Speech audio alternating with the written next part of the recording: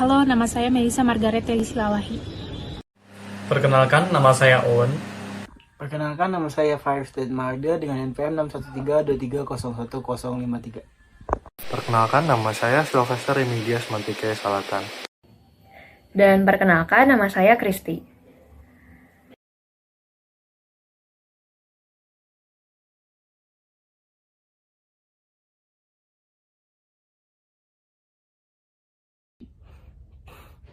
Manah Project adalah UMKM yang bergerak di bidang pembuatan berbagai jenis pakaian, seperti kaos dan polo shirt. Dengan branding utamanya adalah jersey. Nama brand jersey yang dipasarkan adalah Manah. Dan fokus utama dari Manah Project ini yaitu dalam bidang jasa. Salah keunggulan-keunggulan yang dimiliki dari Manah Project yaitu dapat memfasilitasi customer untuk melakukan custom pada produk yang ingin dipesan, baik itu jenis bahan, jenis pakaian, desain, dan lain sebagainya. Manah Project telah berdiri sejak tahun 2016, yang awalnya terletak di sekitar Riung, Bandung. Seiring berjalannya waktu, mereka mulai dari tahun 2023, Manah Project ini berpindah tempat menuju Jalan Kalilio Barat, Cisaranten Endah, Kecamatan Arcaman. Nah, jumlah total tenaga kerja yang dimiliki oleh Manah Project ada sebanyak 8 orang, dengan rinciannya 3 orang penjahit, 1 orang pemotong kain, 1 orang finishing, 1 orang press sablon, 1 logistik, dan 1 orang untuk desain. Pekerja tetap bulanan adalah pekerja press label. Pekerja tetap bulanan adalah pekerja press sablon, pekerja logistik, dan pekerja desain. Sisanya yaitu penjahit, pemotong kain, dan finishing atau QC adalah pekerja borongan. Terkadang, pekerja borongan penjahit akan mengambil waktu libur. Masing-masing penjahit menggunakan satu set. Masing-masing penjahit akan menggunakan satu set mesin jahit dan satu set mesin obras. Namun, terdapat satu mesin jahit dan satu set mesin obras yang hanya akan digunakan jika Manah Project menerima banyak pesanan. Sehingga total set mesin jahit adalah 4 buah set dan total set mesin obras adalah 4 buah set juga. Manah Project akan memperkerjakan 1 orang freelancer untuk menggunakan 1 set mesin jahit dan 1 set mesin obras lainnya. Terdapat pula mesin overdeck dan alat potong kain dalam ukuran kecil dan besar, tergantung dengan kebutuhan dan jenis kain yang digunakan. Waktu operasional Manah Project pada hari Senin sampai dengan Jumat adalah jam 9 pagi hingga jam 7 malam, sedangkan pada hari Sabtu adalah jam 9 pagi hingga jam 6 malam. Selanjutnya saya akan membahas tentang produk dan proses positioning strategi. Proses positioning strategi yang dilakukan oleh Manah Project termasuk dalam kategori batch flow. Produksi ini dilakukan secara terus-menerus dan memiliki 1 kali setup. Karakteristik dari batch flow itu sendiri adalah barang yang dihasilkan atau diproduksi 2 atau lebih produk. Namun dalam kasus ini, Manah Project menghasilkan jersey sebagai produk utamanya dan produk celana sebagai produk yang tambahannya. Selanjutnya, volume yang dihasilkan oleh produksi batch flow ini relatif besar. Hal ini sejalan dengan produksi yang dilakukan oleh Manah Project, yaitu dapat maksimal melakukan produksi sebanyak 2000 setel dalam 1 bulan dengan maksimal 2000 dan minimal sebanyak 500 setel dalam 1 bulan.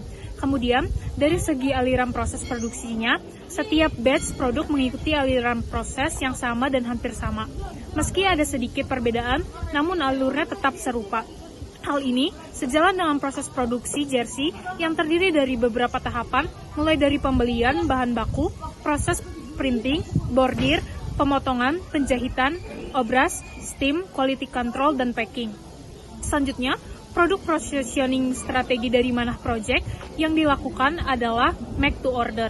Penggunaan produk positioning strategi make to order ini sejalan dengan produksi Manah Project yang akan memulai produksinya setelah pesanan dari customer diterima dan berserta dengan desain yang diinginkan.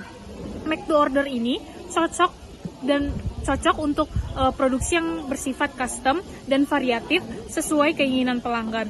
dengan waktu tunggu sampai ke tangan pelanggan yang lebih lama karena baru diproses ketika ada pesanan. Kelebihan dari kustomisasi ini menjadi keunggulan Manah Project. Banyak pelanggan yang bersedia menunggu pemrosesan yang lebih lama, namun mendapatkan hasil dan kualitas yang terbaik.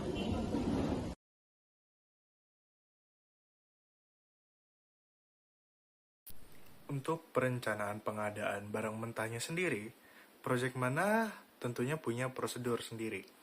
Secara singkatnya, pesanan masuk dari pelanggan. Lalu, akan dilakukan diskusi mengenai spesifikasi dari pesanan tersebut.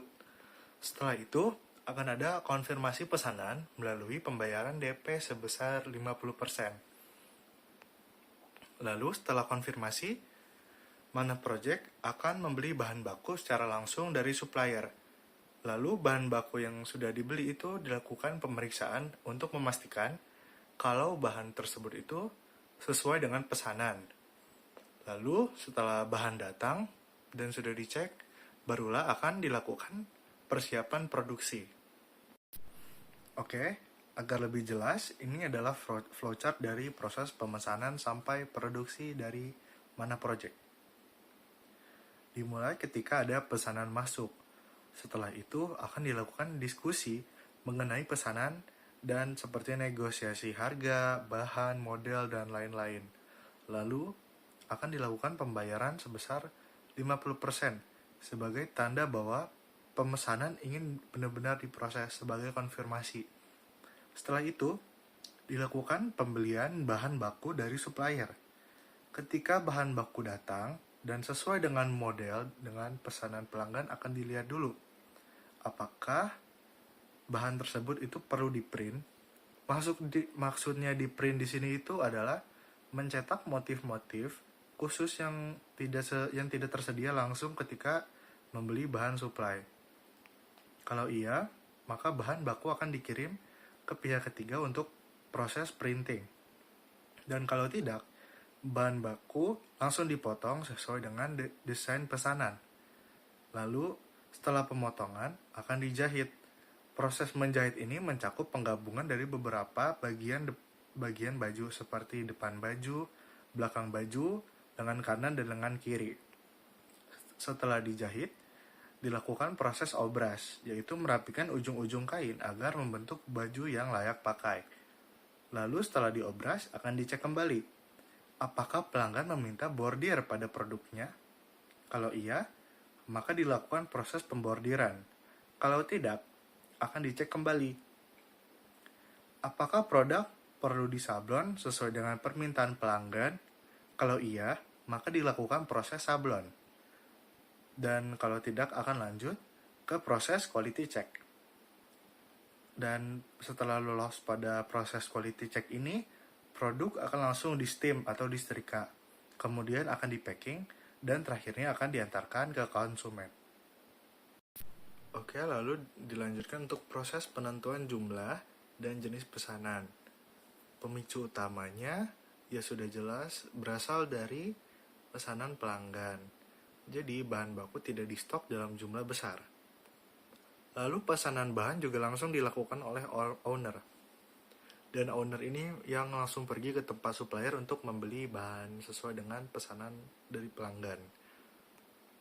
Lalu, bahan baku ini biasanya juga dibeli di pasar baru, di toko Bandung, atau di toko lokal lainnya di sekitar sana. Lalu pendekatan yang digunakan oleh Manah Project adalah lot for lot, yang artinya pembelian bahan dilakukan sesuai dengan jumlah kebutuhan setiap pesanan. Manah Project juga tidak menggunakan metode forecasting apapun. Semua pemilihan bahan dilakukan berdasarkan dengan kebutuhan aktual setiap ordernya. Namun untuk warna-warna tertentu seperti warna primer, hitam, biru, dan merah, biasanya dibeli dalam jumlah lebih banyak karena warna-warna ini sering digunakan di berbagai pesanan. Lalu semua bahan yang dibeli digunakan tepat sasaran, karena Manah Project juga tidak memiliki penyimpanan yang besar dan memiliki keterbatasan pada tempat penyimpanannya. Jadi, tidak ada bahan yang dibeli secara berlebihan atau disimpan lama-lama.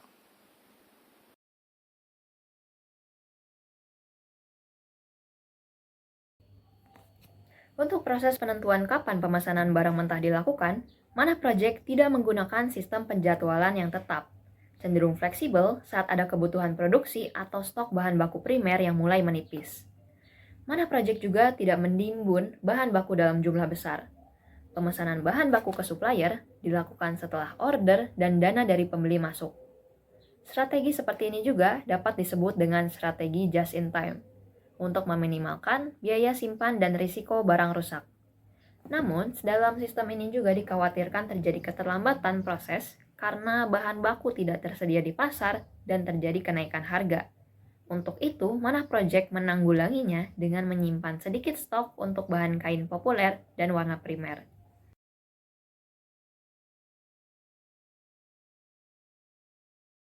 Nah, pada perencanaan produksi sendiri akan ada 3 hal yang kami bahas. Ada penentuan jumlah benda yang diproduksi atau jumlah produk, ada penentuan waktu mulai produksinya, dan juga penentuan jumlah tenaga kerja dan juga jumlah mesin yang akan digunakan. Nah, untuk penentuan jumlah produk yang akan diproduksi, dari Mana Project sendiri akan menerapkan sistem lot for lot, di mana pembuatannya hanya berdasarkan pada jumlah pesanan yang masuk ke dalam sistem mereka. Jadi anggapkan dari customer memesan 500. Jadi yang dibuat oleh Mana Project tidak lebih dan tidak harus kurang dari 500 karena menyesuaikan jumlah pesanan dari customer. Jadi itu sesuai dengan keinginan mereka. Jadi tidak ada bonus, tidak ada yang kurang. Nah, lanjut dengan penentuan waktu produksi. Penentuan waktu produksinya ini harus dimulai 2 minggu sebelum pengambilan. Jadi anggapkan saya memesannya hari ini. Hari ini dia bisa mulai mengerjakan sampai 2 minggu ke depannya untuk waktu pengambilan. Ataupun apabila ada customer yang ingin memesan, anggap dia ingin mengambilnya bulan depan. Jadi Mana Project sendiri bisa memulai mengerjakannya saat ini saja atau paling lambat 2 minggu sebelum pengambilan. 2 minggu ini digunakan untuk mengerjakan keseluruhan produksi. Itu sudah termasuk waktu-waktu yang telah ditentukan mulai dari pemotongan, printing, sablon, penjahitan, hingga finishing dan juga packing. Nah, untuk penentuan jumlah tenaga kerja dan jumlah mesin yang akan digunakan oleh Mana Project akan sangat bergantung pada jumlah order yang masuk. Jadi apabila ordernya hanya masuk sedikit, maka tidak semua tenaga kerja diturunkan dan diberikan waktu untuk mengerjakannya. Dan apabila banyak, maka bisa saja semua tenaga kerja dan semua mesin mereka digunakan. Nah, dari Mana Project sendiri tidak menerapkan metode khusus seperti CRP maupun RCCP. Tetapi ketika saat ordernya sangat cukup tinggi, yang menyebabkan semua tenaga kerjanya harus turun dan semua mesin harus digunakan, apabila ada kejadian di mana dari Mana Project sendiri tenaga kerja manusianya kurang, maka dia akan mencari freelancer yang bertugas untuk memenuhi jumlah produksi.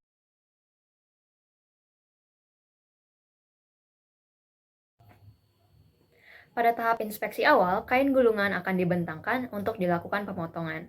Dan pada proses ini, pekerja akan memeriksa cacat kain seperti noda ataupun lubang sebelum kain dipotong. Kain cacat dapat disisihkan untuk dijual bersama dengan kain sisa pemotongan yang lainnya. Dilanjutkan ke proses penjahitan dan obras. Proses perlu dilakukan seksama agar tidak ada produk cacat karena salah diproses. Saat melakukan penjahitan, operator secara tidak langsung juga mengecek ulang kondisi kain. Setelah itu akan dilakukan obras untuk menguatkan tepi kain dan menjaga kerapihan juga kualitas produk. Pada tahapan akhir akan dilakukan quality control final sebelum pakaian di steam dan di packing untuk dikirim ke pembeli. Pekerja secara manual akan mengecek baju satu persatu agar tidak ada kain, hasil jahit, bordir, sablon, dan spesifikasi lain yang kurang baik sampai ke tangan konsumen. Dari seluruh tahapan produksi ini, secara kualitas produk sudah sangat terpantau. Produk cacat juga jarang ditemukan dan kurang lebih 5 pieces per bulan saja.